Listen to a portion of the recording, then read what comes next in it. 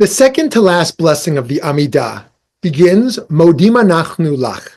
It is the core of what Rambam refers to as the Hodaya section of the Amidah, which we discussed last time as the section of Thanksgiving. But the truth is, Hodaya doesn't necessarily mean Thanksgiving. It's true that it has the same root as Todah, which means thank you, but it has a more general meaning of acknowledgement, as in acknowledging the truth of something, or even often confessing one's sins even. It's also the same root as vidui, confession. On the other hand, in some contexts, it is used in parallel with words for praise, as in the prayer we say on Pesach, Lefichach anu chayavim lehodot l'halal l'shabeach lefa'ar romem lehader levarech la'alei kales. Therefore, we are required to, followed by a long string of near synonyms, meaning some variant of praise, including lahodot. We can see the underlying connection between all these different usages. You can acknowledge something you have done wrong, that's confession. You can acknowledge someone's greatness, that's praise. You can acknowledge what has been done for you, that's gratitude. In fact, the opening of the Modim prayer is a little hard to understand if you think of Hodaya only refers to Thanksgiving. Modim anachnu lach, we are modim to you, she'ata hu Hashem Elokeinu, that you are Hashem our God, ve'elokei avoteinu, and the God of our ancestors, le'olam va'ed, forever and to ever. It makes more sense to translate it as we recognize that you are our God, because in this part, we don't say anything that we are thankful for. But on the other hand, I do think there's something beautiful about keeping the meaning of Thanksgiving even in this portion. That way we open this prayer with an expression of gratitude to God simply for being God. We say, thank you for being our God. Later in the prayer, we repeat the root Hodaya, and then we list specific things we are thankful for. Nodel lecha, nesaper tilatecha, we will be modim to you, and we will tell your praises. Al chayenu hamasurim miyadecha, for our lives that are committed into your hand. V'al nishmotenu hapkudot lach, and for our souls which are entrusted to you. V'al nisecha shebachol yom imanu, and for our miracles that are with us every day, and so on. Here, it is natural to translate nodel lecha as we will thank you, as there is a whole list of things we are thanking God for. But here, it can be meaningful to remember the underlying sense of acknowledgement too. On the one hand, if gratitude for the goodness in your life comes easily to you, keeping the meaning of acknowledgement in mind can challenge you to reach beyond self-focused gratitude to the attempt at focusing on who you are grateful to, by emphasizing the recognition of God's role.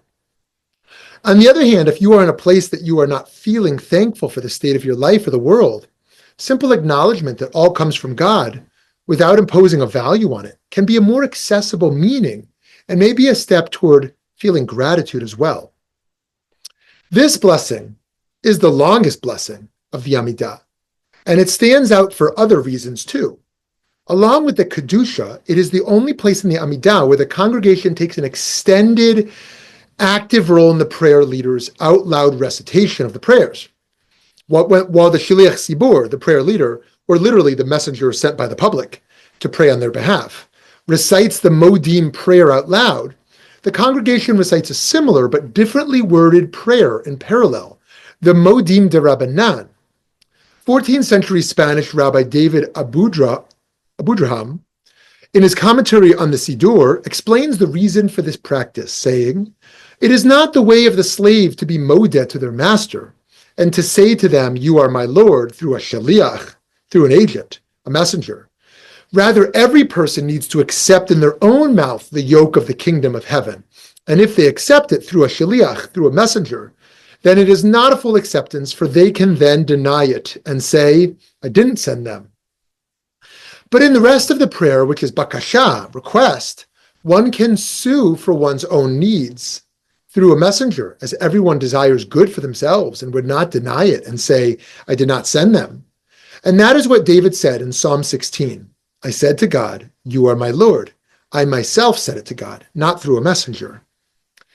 Even if you have already said the Modim, blessing yourself through the quiet personal recitation, as many do nowadays, if you are praying in community, you still recite the Modim de Rabbanan, while the Shliach Tzibur is repeating the Modim out loud.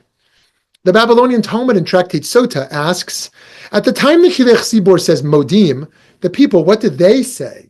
A chorus of rabbis then state their different opinions, one after the other. Rav says, we are Modim to you, God, about the fact that we are Modim to you. Shmuel, Rav's colleague, amends, God of all flesh, about the fact that we are Modim to you. Rabbi Simai suggests, our Creator, the Creator in the beginning, for the fact that we are Modim to you. The people of Nahardia quote Rabbi Simai as blessings and thanks to your great name for giving us life and sustaining us, for we are Modim to you, and so on. Until finally Rav Papa says, so we will say all of them. The Jerusalem Talmud tells that when Rabbi Yosei went up from Babylon to the land of Israel, he saw that people were whispering at that point of the Amidah and asked, what are they saying? It then goes on to give a list of even longer and more varied versions of the whispered Modim from different sages. Like in the Babylonian Talmud, it concludes with an opinion this time from Rabbi Yudan to say all of the above, although it also gives a differing opinion that we pick one of the versions to say. Thus, we can feel the specialness of this prayer.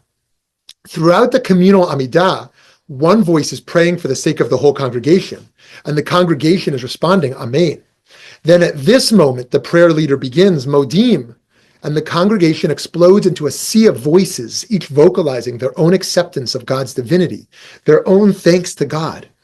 This importance is even reflected in the physical space of some synagogues, with the words of the Modim de Rabbanan posted on the wall, where everyone can read it, because everyone is required to recite it for themselves, not just rely on the leader.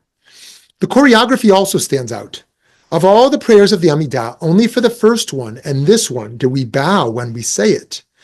We bow at the beginning and the end of this blessing. And we bow when we say it in our own Amidah, and also when we say the Modim de Rabbanan in the leader's repetition.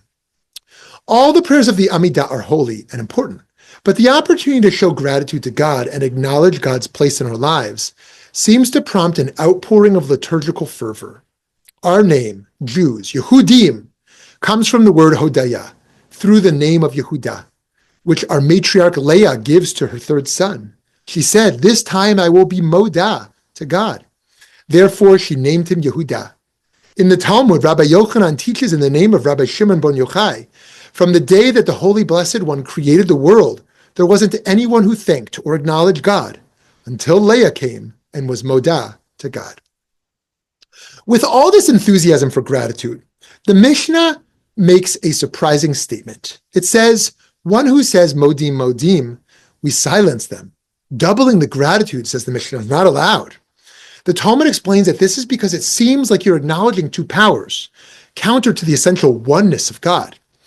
This teaching holds a deep message that even the most beautiful and worthy spiritual fervor holds the risk of crossing over into something else.